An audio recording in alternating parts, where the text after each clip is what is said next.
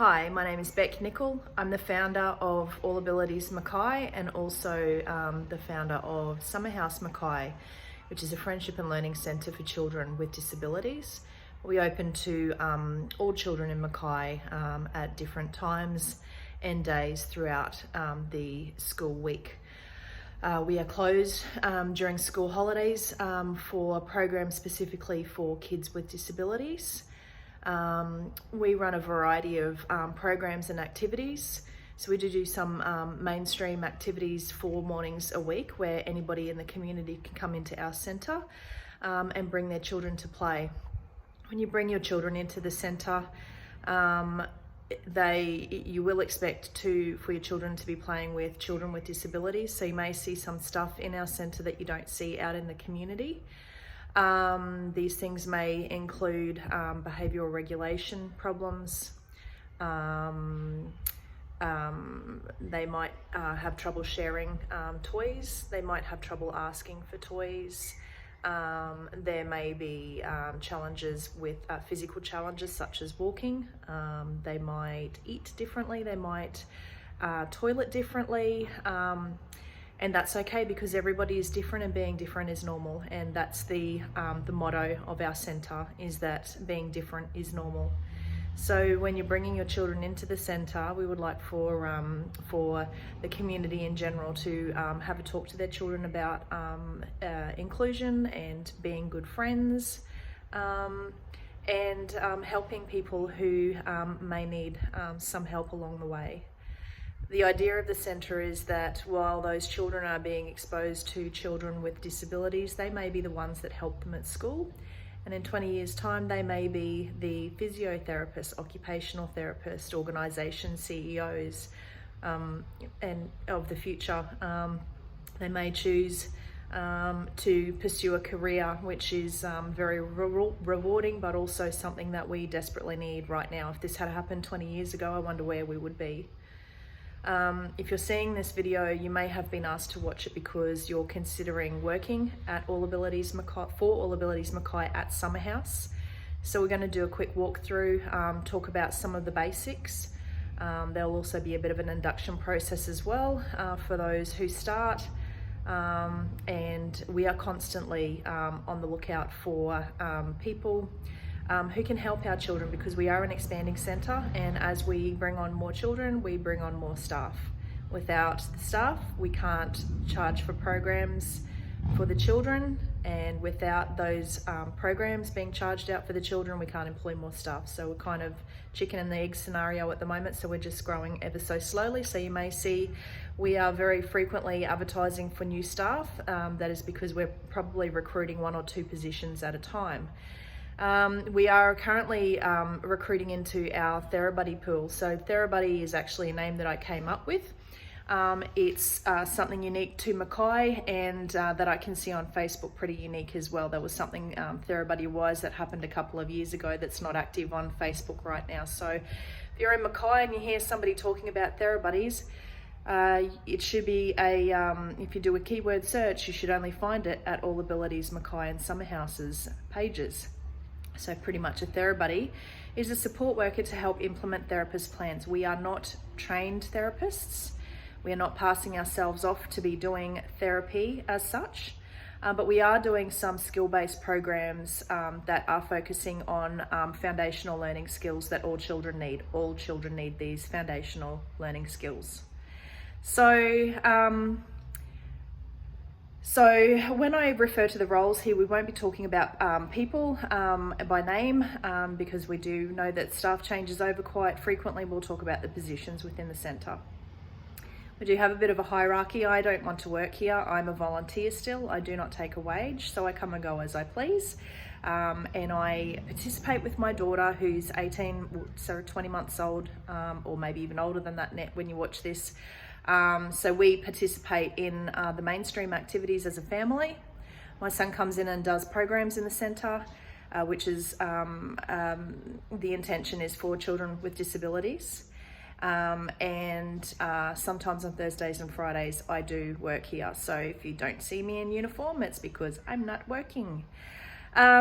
So come and I'll have a look through, and I'll talk about some stuff as we go. So the centre we want it to be close to be looking like a childcare centre, but you won't see even close to as much toys or colour as you would in a childcare centre, because we're sensory friendly. The idea is we've set the centre up so that any child should be able to come in and play, and if they get overwhelmed, they should be able to retreat without the family having to feel like they need to leave.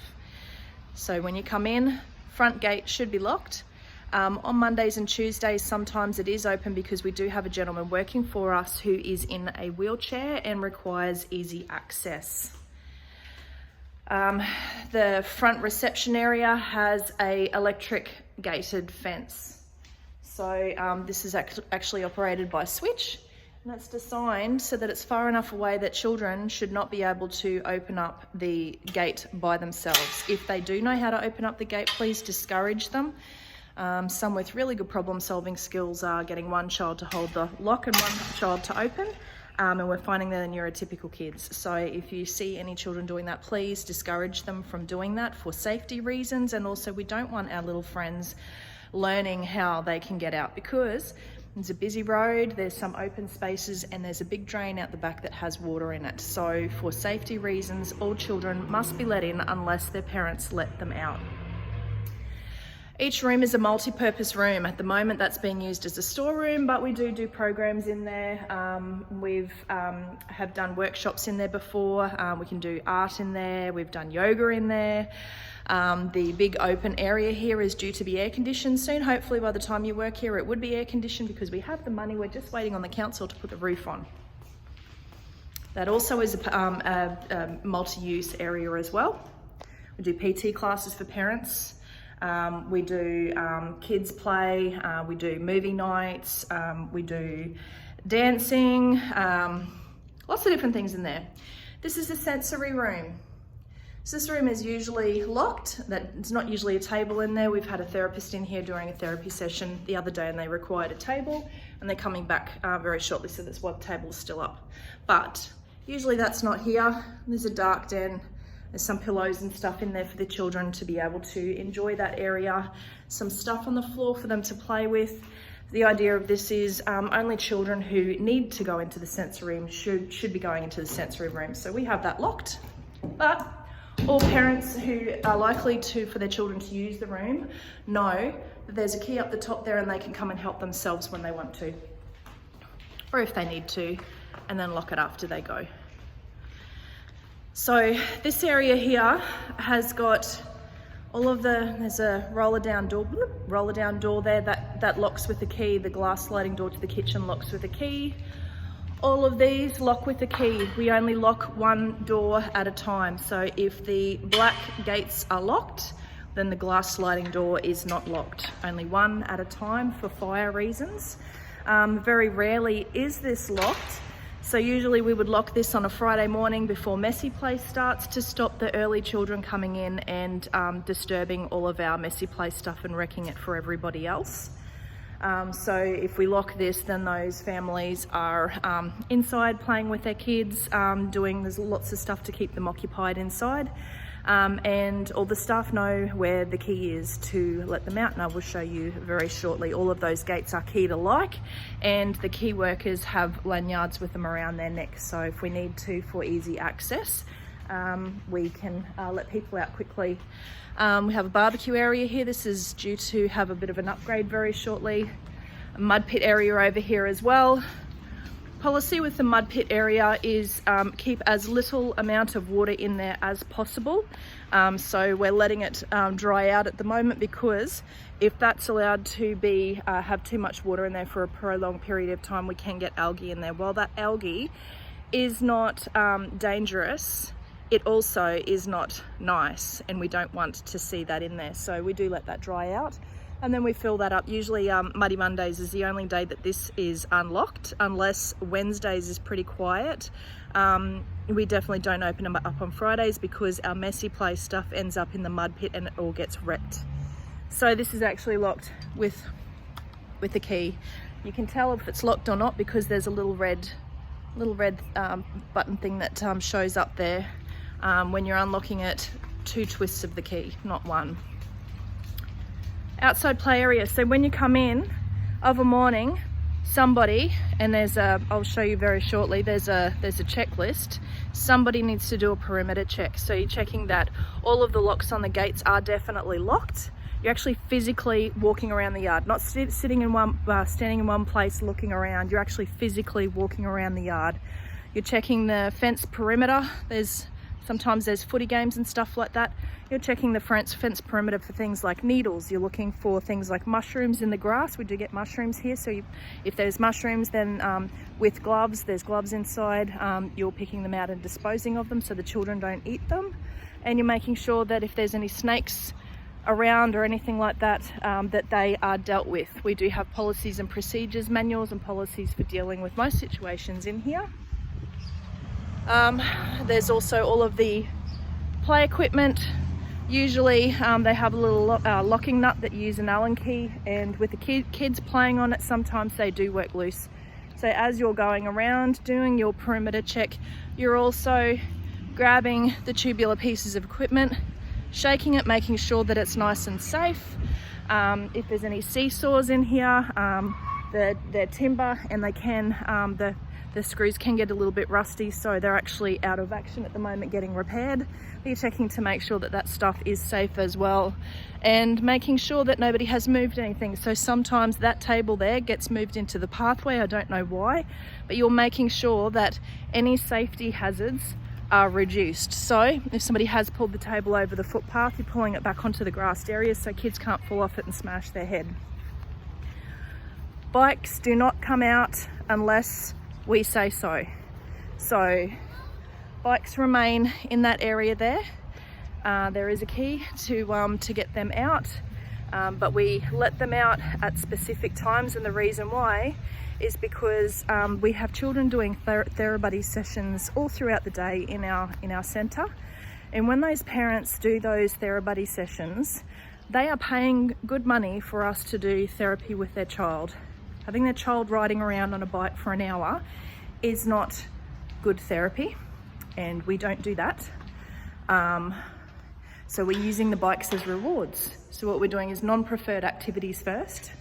Most regularly we're doing, if they have fine motor, communication, goals, turn taking, waiting,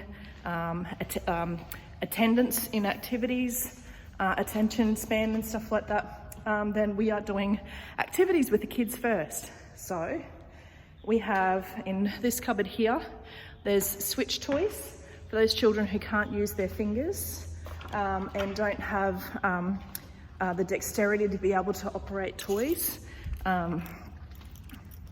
Sometimes those children are in wheelchairs, so we've got toys for them. So they're still learning cause and effect and stuff like that, but they're just doing that with toys. Sorry, I should have probably said what I was doing. Up on this window frame here is a whisk, and on the whisk is a key to the toy cupboard and the key to all of those black metal gates that I spoke about previously. So inside, these are to be kept locked at all times, because it's very tempting when it is unlocked for everything to come out, and then it creates not only a safety hazard, but it's a nightmare to try and clean up all the little bits and pieces. So in this cupboard here, we've got some fine motor stuff, we've got some music stuff, we've got stuff for going along with music songs. We've got lots of stuff in there. All of this stuff has visuals for it. So we've got some games, some fine motor stuff. There's lots of stuff in all the cupboards. There's even more down there. All of it is packed with stuff. What we do is we find out from the parents what their goal is, and then based on that goal, then we create a program for the children.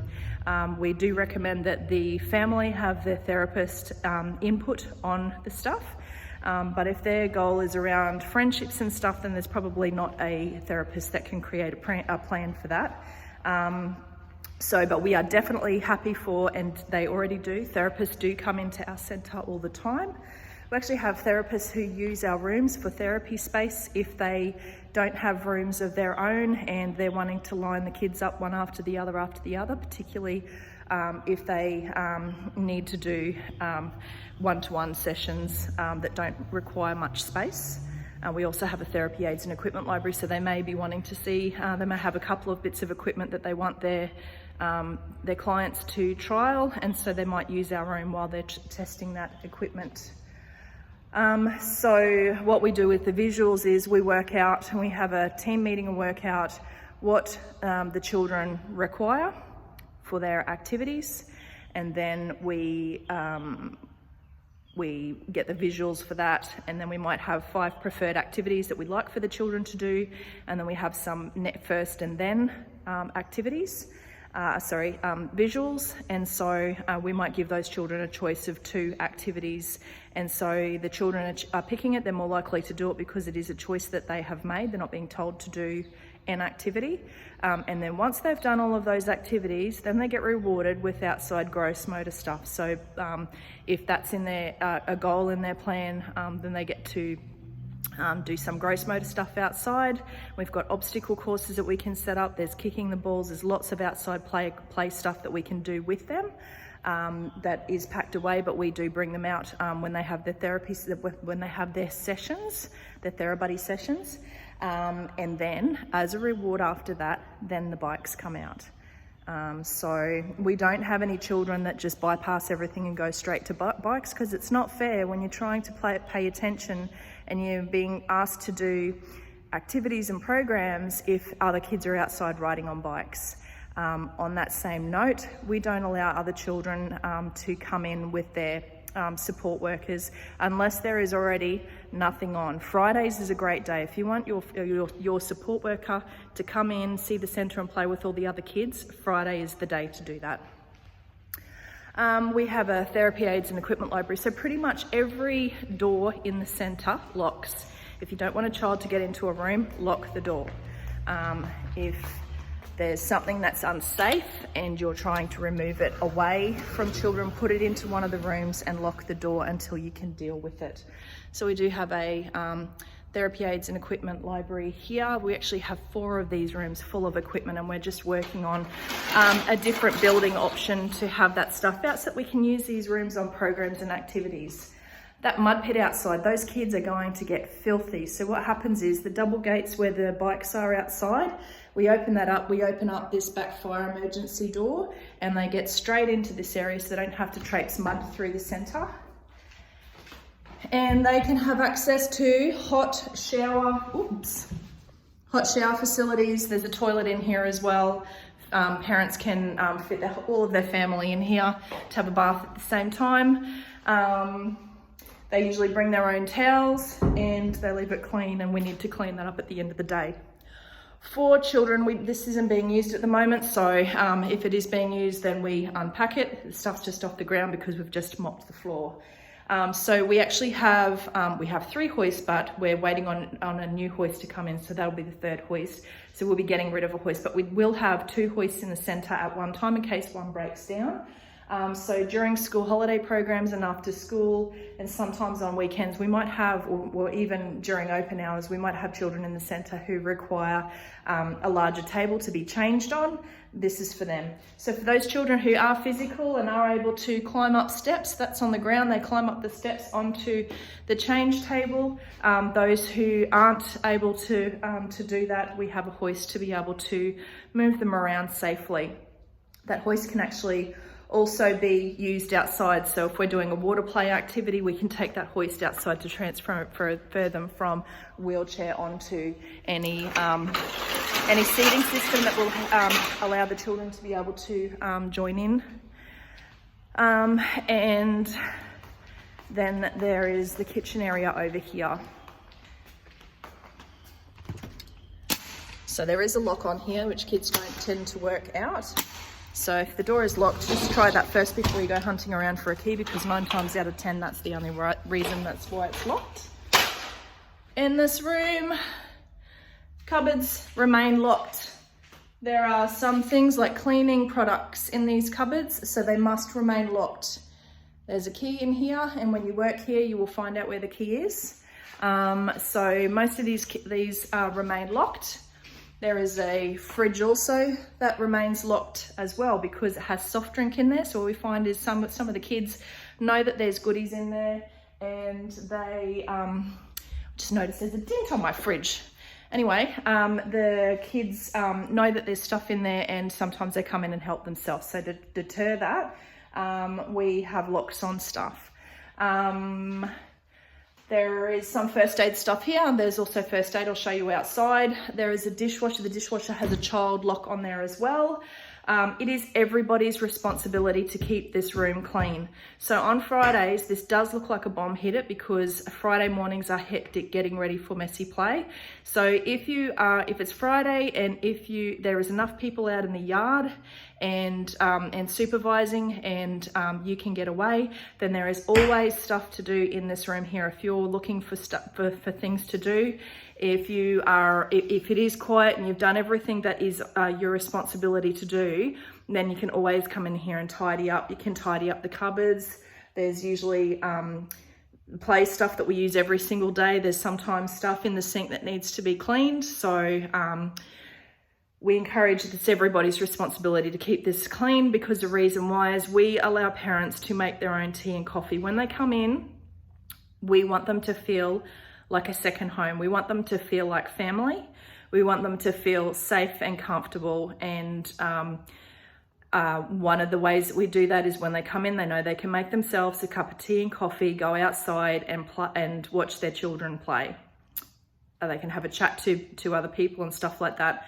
I do not want to be paying staff members to run around and make people cups of tea and coffee, because time is money, baby, and there is always stuff to do in here. If you have just started and you don't know what else you could do, ask someone who's been here for a while.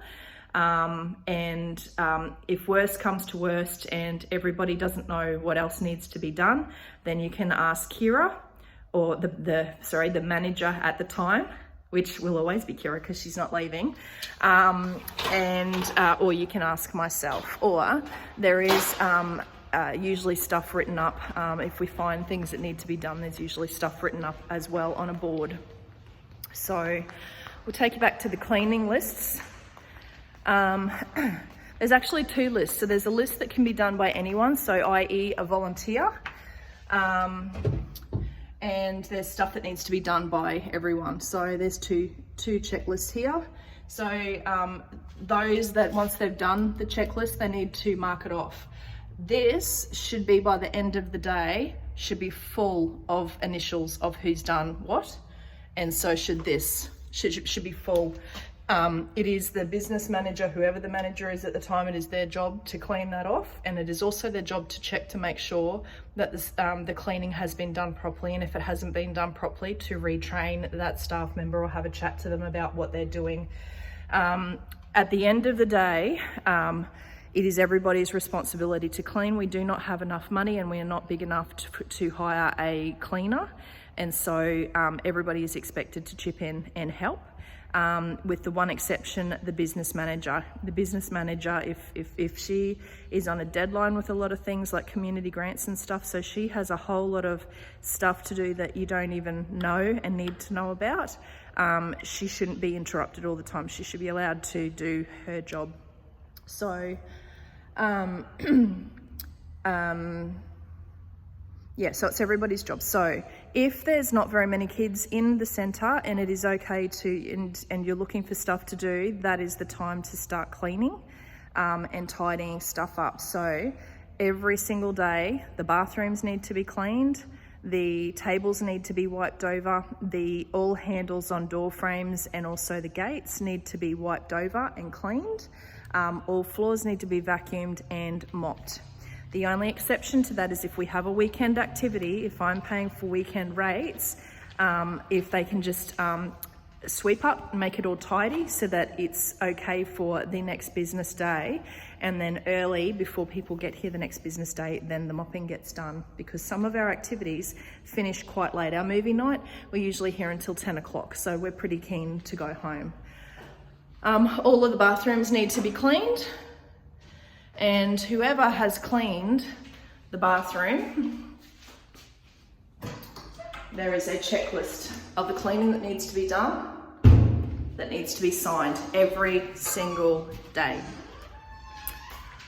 And I think that is about it. Oops. So to work here, you need to have your first aid certificate.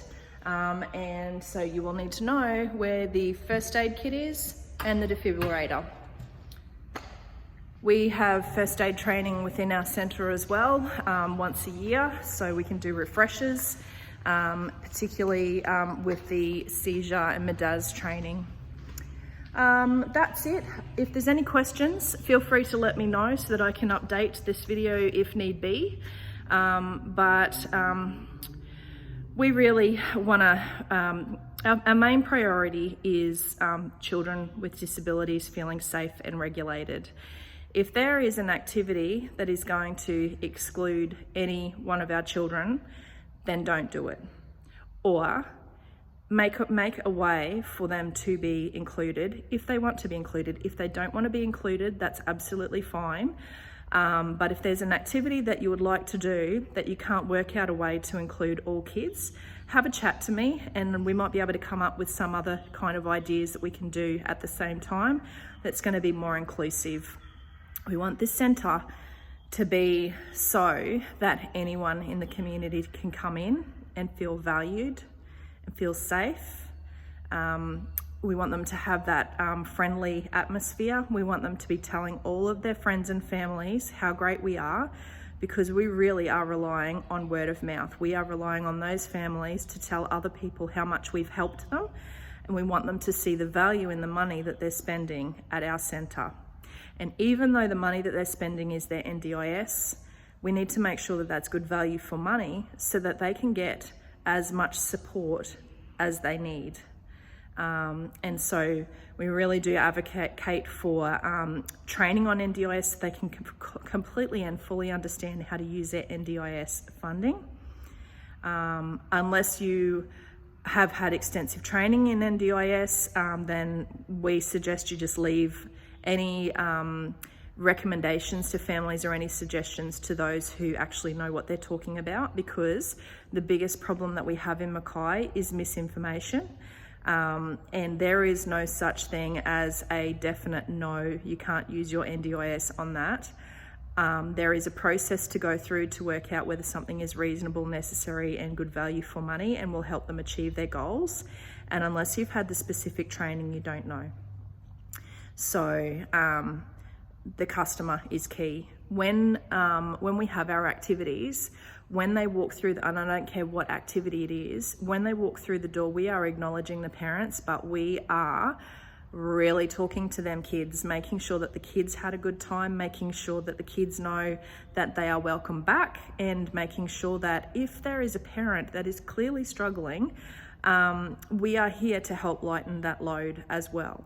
So we're not here to make sure that every single person that comes in gets their 20-minute break or whatever, but we are here, so we are not here to hold babies all day. We are here to play with the kids. But if there is a parent who is clearly struggling, then we would encourage that child to come with us to play outside so the parents can have a break. And even if it is a 5-minute coffee to themselves while they recompose themselves, then that's what we're here for. So yeah, it is nice to talk to the parents when they come into the activities, but also we are not just talking to the parents, we are playing with the kids. The biggest thing is we are playing with the kids, we are keeping the children engaged, because what's going to happen, we get friends and family and next door neighbours of people who have children with disabilities. So what we want people to see in our centre is that we are warm and welcoming, that we value the parents, but we are all about the kids. So if there's an opportunity to get all of the children to play together, that is what we're doing. If there's just kids all sitting at the sandpit but not particularly engaging each other, then we are down at that sandpit creating something that the children can all engage in together. Once they're all playing together, then we can get up and go to a different activity. That is the idea of the centre. It's not standing around talking to the parents or standing in one place and blowing bubbles. It's actually engaging those children, getting them to talk, getting them to use their fine motor, their fingers, or their gross motor, their body's climbing stuff, talking to each other, making friends with each other. And if those neighbours see how we work with their children, they may encourage their neighbour or their cousin or their sibling to bring their children with disabilities down to Summer House, and may recommend that they use our TheraBuddy service. So the TheraBuddy service can either happen with the parents here, but most of the time the parents aren't here. So if we have a TheraBuddy and a car available, we can pick the children up from in the community and we can bring them back to the centre.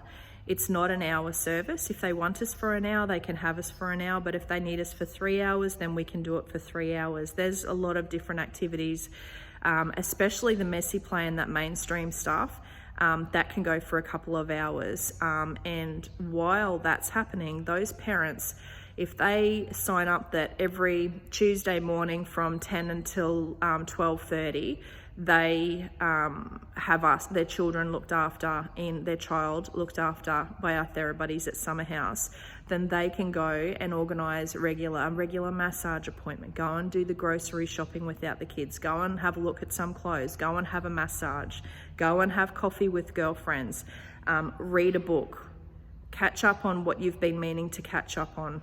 And that's the service that we provide to the families as well. We are providing a service for the children because it's all about the children's NDIS goals, but hopefully we're also helping parents to recharge the batteries, which will also have a knock-on effect to those children, because with parents who have good self-care in place, they're probably going to be in a better frame of mind to deal with the ups and downs that comes with the journey, the medical stuff, the school stuff, the NDIS stuff, the therapy stuff, the relationship stuff, the money stuff. All of that I know is big things to parents who have kids with disabilities. So we are here to lighten the load for everybody. Also, here to make sure that you have fun with what you're doing, and what's more fun than playing with kids and helping children reach their goals, helping them to be the best that they can, getting to know these little kids that do have some challenges, and their wins are our wins. Like seeing a child who might have an attention of nothing to be able to, over a couple of months, build their attention on activities up is the best feeling in the world. Seeing children who don't engage and are doing parallel play, seeing them actually starting to engage with the other children and do pretend play is the best feeling in the world. Knowing that some of these children can't tolerate being around noise and busy stuff, and seeing them actually enjoying something that is loud and busy and able to do that without creating a meltdown, that is gold, and that is why we're here. And if you know what I'm talking about, and if you're motivated to just help people and help children, help families, then this is a place for you. If you are looking for an easy ride to just stand around and just supervise kids and do a bit of work here and there, this isn't the place for you. We all work in together. We work hard, but we also have a really good ethics and morals on making sure that we are not causing extra work for our workmates. So we can make it fun. We can make it fun. We can be fun. We are fun. And we hope that you are the one of the missing pieces of our 100-person people puzzle that we need to fill to make this place amazing. So thank you for watching. Thanks for sticking it out, and see you around Summer House soon.